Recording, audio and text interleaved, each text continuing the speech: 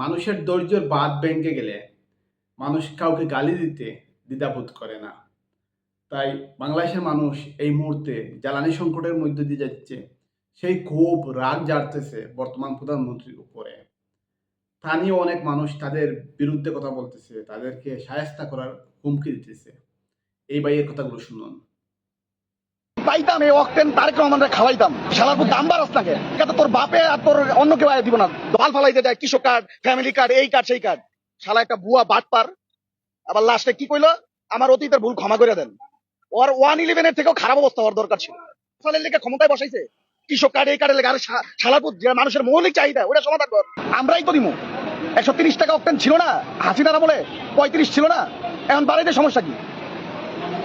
এক মাসের মধ্যে তো 50,000 কোটি টাকা অন্তত খায়া লাইছে ঋণ। বাদ বাকিটা তো আল্লাহ জানে। আর মায়ের ওই যে হাতি কয়ে গেছে না, সংসদে ঢুকা পিটাইবো, সংসদেও যাওয়া লাগবো না, এটি মরবো রাস্তাঘাটে পড়ে। আগে কি তো ভাগ্যা যেতে পারছে, এটি ভাগতে পারবো না। এই দেশের ভবিষ্যৎ যে কি, আর ওই যে কি বলছে, আই হ্যাভ এ প্ল্যান, এই প্ল্যানের বাস্তবায়ন চলতেছে। ও শালা চোর, এক সময় কারেন্ট দিচ্ছে, খাম্বা খাইয়া ফেলছে, এখন দেশ পুরোটা খাইবে।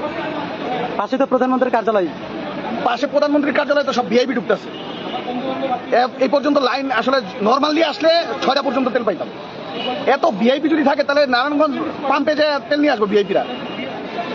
আর লজ্জা শরম সরকারি লোকের ন্যূনতম নাই, বিশেষ করে তারেক রহমানের তো নাই। ওই যে দেখেন না, সংসদে বক্তব্য দিতে চাই ভুলভাল কয়, 8 পাস তো, এর বেশি মেয়েটা খাটে না তো তার। এই শালার পুতকে পরিণতি হইব যে লন্ডনে আবার যাইবো আর কি। সব আর যে কিছু কমু যদি পাইতাম, এই অক্টেন তারেক রহমানরা খাওয়াইতাম। শুনলেন তো তার কথাগুলো। এগুলো হচ্ছে মানুষের রাগের বহিঃপ্রকাশ।